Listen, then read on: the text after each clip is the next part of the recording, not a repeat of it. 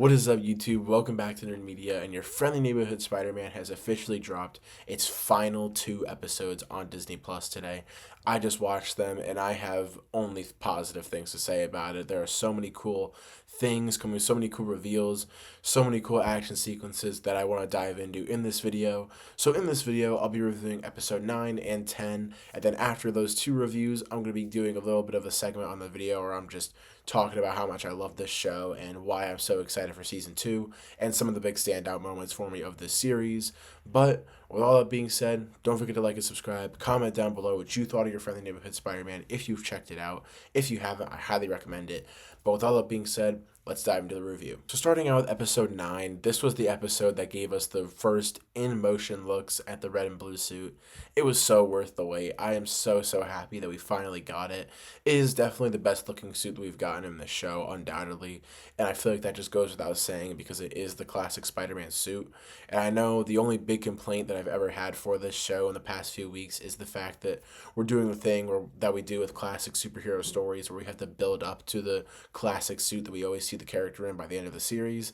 I think it honestly was done well, and it was very much worth the wait getting that suit in this episode and in the next episode because it just looks so good, and the animation in these final two episodes are so good. All my complaints for the animation thrown out the window by the end of this because I think the animation was so smooth, especially in that really intense and well done fight with him and Scorpion. I think that was all really well done, and that fight, man, that fight was really awesome. I really love that we finally got that official, full comic accurate Scorpion that I think was just so cool to see. And to kind of see Peter embrace like him just now holding back, which is something that I feel like Norman wanted him to do. And then him having that moment where he kind of recreates the moment from Spider-Man No Way Home, where Tom Holland's Peter is about to smash the glider into Goblin's face, and then Toby comes in and stops him. We get that moment, and it's basically with him and Tombstone, Lonnie, and man, that was just such a cool parallel. I did not think that they were going to do a parallel like that. I thought they were honestly done with those because there were so many that they've done. But that was just such a great one, and I was really excited to see that. And I feel like getting a moment for where Peter is kind of just blinded by rage and stuff early on in his Spider-Man career is really fun and really interesting to see. And just the Lonnie stuff just raised it up to another level on this episode because now he has the kind of tombstone abilities because he would have died in this episode, but he didn't. And I thought that was so cool. And I did not expect him to like fully turn into Tombstone kind of by the end of this episode, let alone by the end of this season.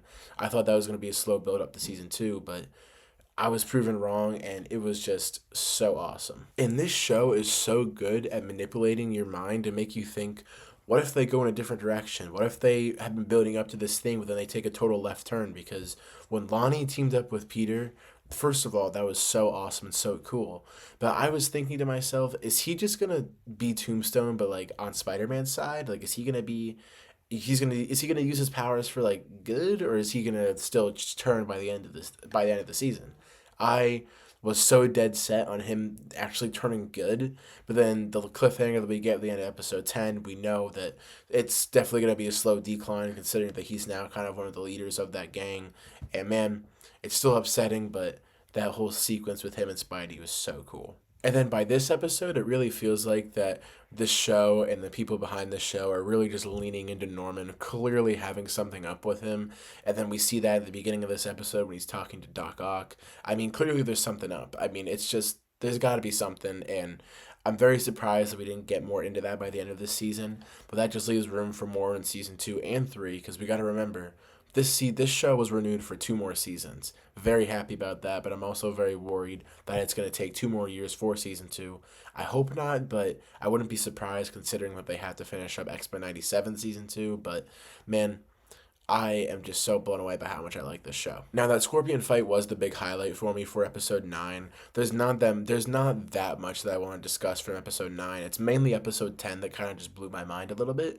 So I want to dive into that, but firstly, I want to say the Nico and Peter stuff in episode 9, so cool and so great, and I really like the direction they're going with that and with them, and just overall just those characters in general. I love them on screen. They have a really awesome friendship. I love it. And guys, episode 10 was just absolutely insane, and it took a turn on this show that I didn't think we were going to dive into in this series, because we see Doctor Strange return, we see the symbiote return, and we kind of find out what Norman has been building behind the scenes and everything.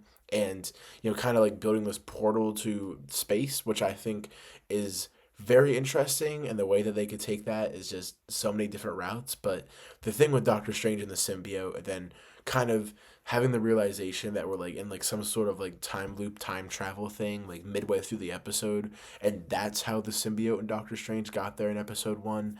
It's so trippy, but it's so cool, and I think that that is just really awesome that they went back to that to address that, because that was a little bit strange, and I'm really really glad that we kind of went back to that, because that just took a totally crazy, wacky turn that I did not think the show would even address, and I just loved it, because seeing the fact that the symbiotes are in space, which is really interesting, and then kind of getting the curiosity build as the symbiote comes in, Doctor Strange comes in, and then realizing you see the spider escape, and then you realize there's some sort of time thing going on, and I thought that that was so well done. And no, I don't think that that is the only thing that Norman Osborn has been building, because in episode 9, he reveals that he wanted Peter's blood for something to put it back into the spider, but we don't know what that is, considering that that spider got caught in that time travel thing, so we don't know Norman's full intentions, but now he probably has something to do with the symbiote, considering he found that in this episode.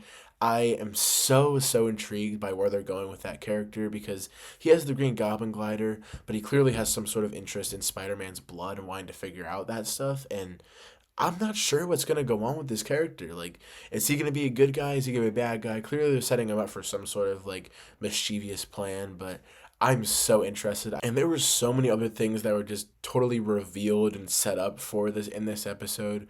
We see one of the interns from Oscorp was actually working with Matt Murdock, which I think is so cool to see. I'm not sure who that character is, so if any comic experts watching this video know, leave a comment down below. If we don't get a Daredevil and Spider-Man team up in Spider-Man 4, I really hope we get a Daredevil and Spider-Man team up in this show, because that would just fulfill what I've always wanted to see from Spider-Man in the MCU, since we got Daredevil in the MCU. But Lonnie, he's kind of the leader of the gang now. He's slowly getting like the gray on his skin and everything.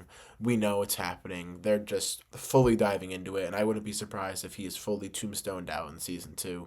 And that final swing in this episode, so visually stunning. It really, I know this may be a stretch, but it really gave me vibes of Spider-Man to the Spider-Verse, and that kind of final swing, because the animation may not be as good, but it definitely gave off those vibes, and I really loved it. And we also see the Watcher show up in this episode, which I wasn't too surprised by, considering we've seen him show up in a bunch of different things before, and we're probably going to see him in live action, if not this year in Fantastic Four, probably in Doomsday. He just shows up in these things now. I'm not really fazed by it, but usually when he shows up and we see him, it means something bad may happen, so season 2 may start off to a really interesting start, if that's true.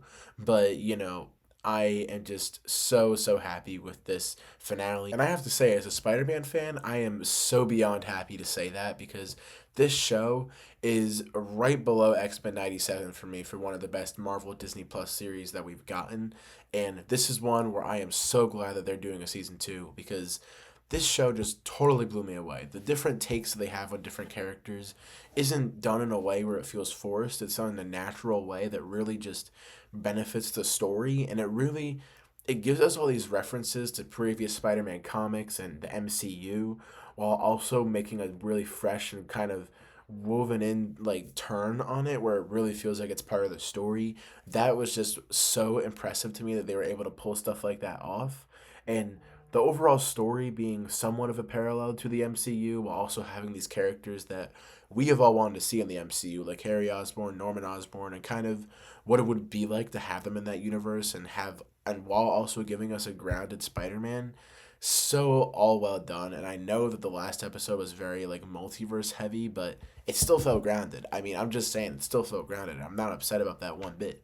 I am so blown away by this. I love all the characters in this, and I think that what they've done with the characters and the story of Spider-Man is done in a unique and original way, but also in a way where it's celebrating the character. And I think that that is the best way that they could have done this. And the fact that this show really gave time for side characters to kind of have their own fleshed out stories, I think was a really awesome and brilliant choice. And it's part of the reason why I love this show so much. Like with the Lonnie stuff, that was probably my favorite storyline of this show. And man, I cannot wait to see where that goes in the future with how tragic it may become. But I think that that was so well done, and the way that that started out was really shocking to me. But I loved it, and I really liked the kind of turn that they took with the show once they started to dive more into the Lonnie stuff. Guys, if you want me to make a video talking more about my thoughts on this show and maybe some theories for season 2, let me know in the comments down below. I will probably be making a video ranking all the Marvel Disney Plus TV shows at some point this week. It'll be coming out, probably not today, but maybe tomorrow once I watch Invincible and after I make that review. But expect it at some point, and expect this to be very high on the list because this is a really, really good show. But all that being said, let me know in the comments below if you watched it. What did you think? And what did you think of my review? Let me know in the comments below. And let me know if you want to see a season 2 theory video, because I may make that regardless. But let me know what you guys think, and let me know some of your theories down below, and maybe I'll include it in the video. But with all that being said, don't forget to like and subscribe. Comment down below, like the video, and turn on notifications, and share this with your friends. And with all that being said, I'll see you guys on the next video. Peace.